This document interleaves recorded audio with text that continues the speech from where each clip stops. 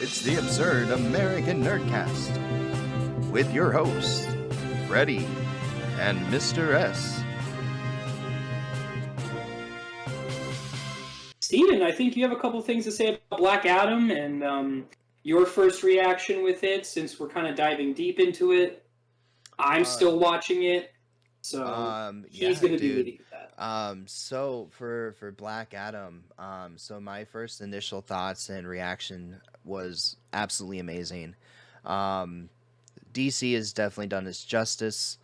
Welcome back to the league. That's what I will say. Finally, we got a really good DC movie that came out starring Dwayne "The Rock" Johnson.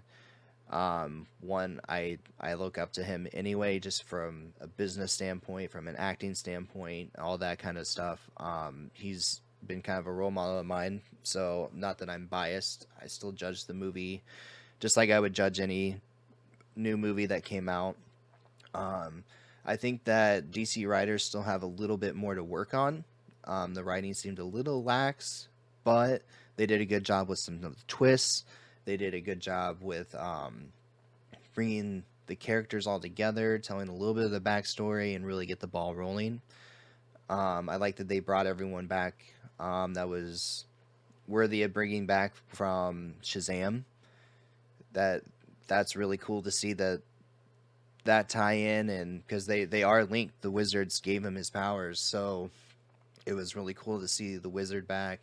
Shazam is not in this movie, just to be clear, but all the references from it, if you watch the original movie, you'll be very pleased, and knowing that the second Shazam's coming out, really good setup work for that. So another shout out is the end title scene, which of course is all over the internet, so this is not a spoiler.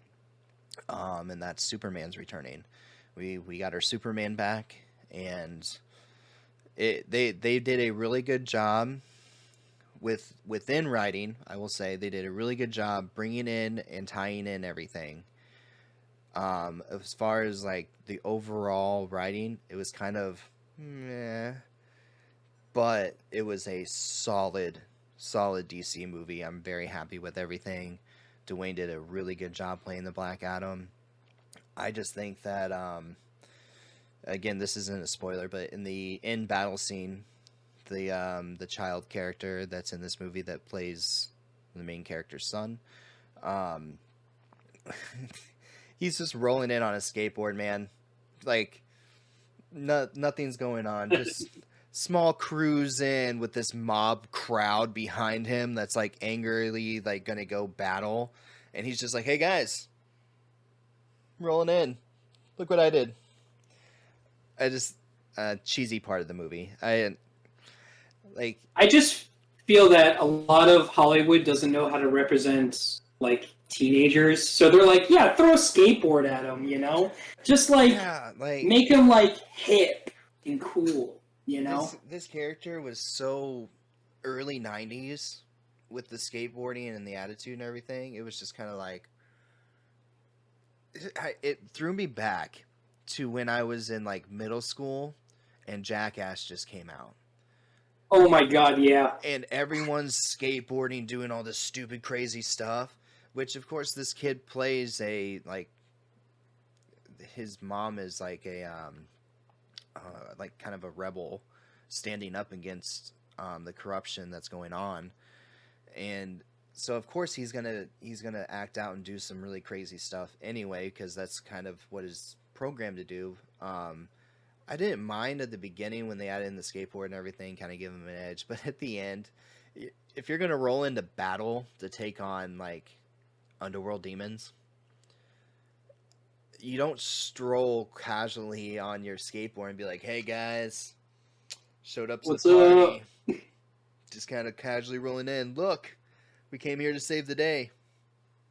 Because you know how they say like other parts of the world are like years behind here, or we're behind something in Europe. Yeah. That's Hollywood when it comes to kids. They're like, yeah, throw a flannel, some ripped jeans, make them edgy, paint their nails black. I mean, it's what we do now. I wanted to paint my nails black when I saw My Chemical Romance. It shows the age of the writer. Yeah, Because they're right. riding what they know, and what they know is skateboards. Yeah. He's a bad boy. And I've got to say, I think the most, and this might be a little, I don't know, controversial, but I think the most accurate representation of teenagers, of like how society kind of is in certain parts, is Euphoria. um, and I watched that and I was like, damn, did he just go to my high school? Right. Yeah, it was It's like like, did you without go to like my the. high I mean, school? there That's were weird. major drug problems and stuff like that, but I think that's like the most accurate thing to see. But Right. like when you look at Hollywood as a whole, a lot of them are very out of touch when it comes to child actors and stuff like that. Like they're like, oh yeah, this 11-year-old's going to talk like a 5-year-old. Yeah. What? Makes zero Just doesn't make sense. sense. But that was kind of my like weird thing that I saw in the movie that I'm just like, why? Why did you do that? But Yeah. everything else I thought was absolutely amazing. Doctor Fate. Yo, yeah, Dr. Fate. I was That was happy seeing wild. Hawkman. Hawkman was good too. Mm-hmm. Especially like this movie did a good job of early years of Justice Society. I mean, there's still no Batman, Aquaman, Flash. They're still not part of it. Maybe they are part of it, but they only call them for like big, big issues. Well, I think like Um, JSA never had Batman. That's why the Justice League was created. okay, I thought Batman Yeah, was in charge of JSA for a while. no, because you have, I believe, Jay Garrick as Flash at that point, not Barry Allen. You have Hal Jordan as the Green Lantern. You have Doctor Fate. You have Hawkeye.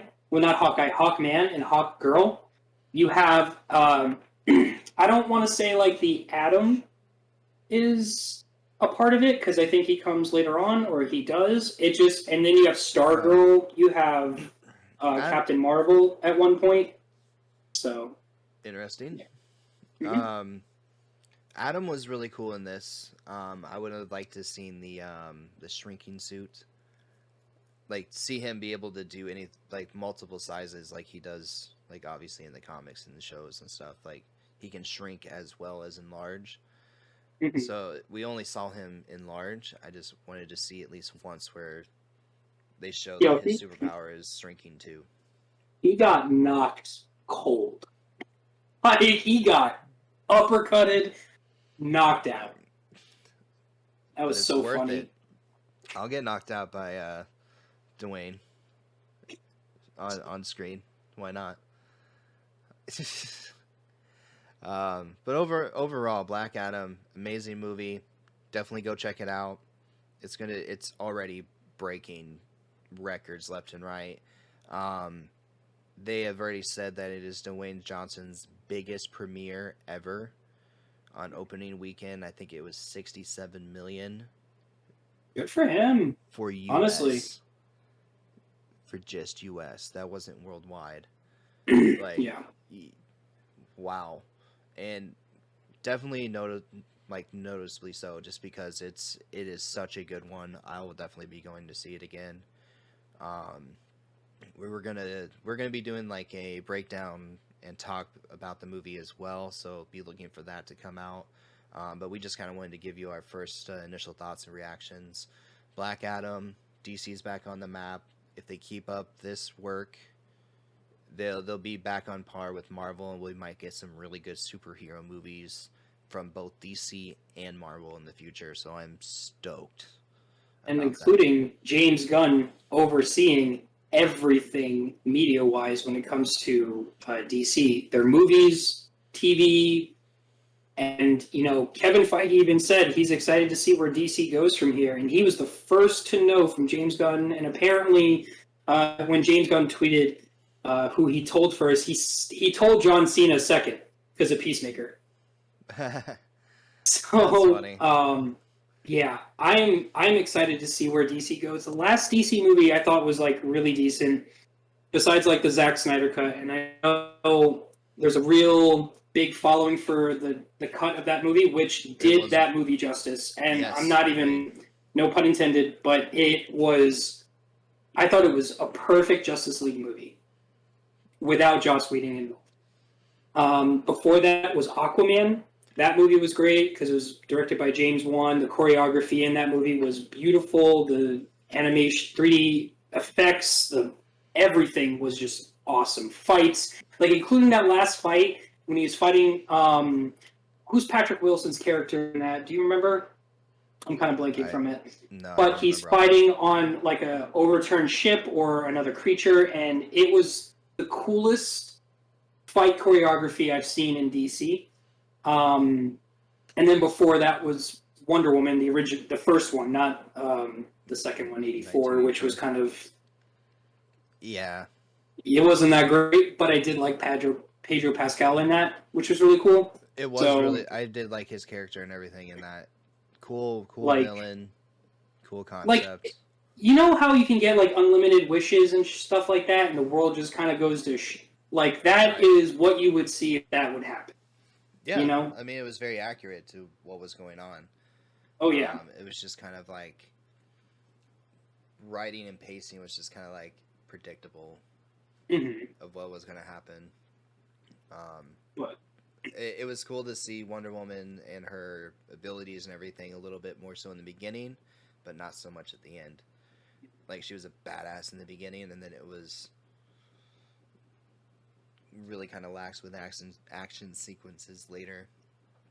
I Um, also feel like Cheetah should have been a little bit, I don't know, more vicious because that's how yeah, she is in the comic. right. I could agree with that. It was she could have been a little bit more. Like, Um, don't get me wrong, I love Kristen Wiig, and I think she did a great job portraying her human self. But I feel like there should have been a little bit more oomph when it came on to her, being more yeah, like that character. You know? I agree. And Yeah. then kind of looping in with Black Adam here too is what I really enjoyed with the Snyder cut was you really saw the characters, their abilities, and you felt like you were in the comic with them. So like Oh yeah. when there was an action sequence, you know, the Flash, you were right there with him, watching what he sees and how the world moves slow. Superman just like so with Black Adam, they took note of that, which I absolutely loved. And during the action sequences, you really see his powers and his abilities as he's using them, more so in that style. So, like I said, that just kind of piggybacking off of what we thought was one of the greatest movies that DC's put out so far was that cut. They took notes of that style of shooting and film, and they put it into this, and it really shows. Like if you're a fan of the comics and you want to see what it's like you were right in the comic with them and see what was going on, they did a good job of slowing down the effects, showing them using their powers and everything. And obviously you see a super speed and everything really fast too, but it when you hear Paint It Black on the screen watching Black Adam, just know that it's about to go down and pay attention because those are some cool sequences. I think we saw something like that fight style, and I'm gonna say Injustice because we really saw that first, like in the video games. When it came to everyone's powers being displayed, I mean, not like you can't see it in the comics, but it's more Right. visualized in that video game. And then from there, we saw it in Superman's movie Man of Steel when he was like flying through the sky and was punching, and then you saw Zod fly, and then he zoomed up and punched him again, and he flew back like Right. that's like so cool, and that's ripped from that video game, and that's like really, oh my god, they just know how to fight in DC movies. Like I'm not saying Marvel doesn't, but Right. Marvel likes to do like open shots where it's like, oh, you see the surrounding, you see the people, you see them doing all this stuff, but they're not like, Up close. besides the Hulk at one point in Age of Ultron, you do not see like him go in like that. You don't do like body cam stuff. You don't see like either over the shoulder, like pointing out like this, so you could get right into it and you could see it, or you're seeing it from like right here, and as the panic sets in and stuff, or Right. the anger. Like I want to be up front because that's the action that I kind of hope for from superhero movies. You know? Right. And, So and DC is doing a good job of really throwing you in right in the action. So again, good stuff coming from there. Um, I don't really have anything else. Did you give me your first initial just reaction from Black Adam? Since I've only seen part of it, I've enjoyed it a lot. I think it's done really well. And, since this movie's been in development for 13 to 14, maybe 15 years, Right. trying to get it launched, I'm happy to see the result from this, and I'm happy to see where DC kind of goes from here, because Right. I think the new slate of DC after Justice League Snyder Cut came out and Suicide Squad came out, I think that is the new DC. I think that is where we're going with every project moving forward. Right. I mean, I'm not excited to see Flash because, Ezra Miller's trash. But I'm excited to see Michael Keaton again, and that's the only reason why I want to see it. So, yeah. Bring back Grant for Flash. Oh my God, please. Bring him back. He was great. We loved you as Flash. He was such a great Barry. He was such a great Flash. Yes. Bring him back. I agree. That's all I got really for that. But yeah, that's kind of what we thought of Black Adam for first reactions and everything. Again, be looking for that video coming out where we really dive in and pick it apart more so. This has been the Absurd American Nerdcast. Make sure to like, subscribe, comment, and turn on the bell for notification.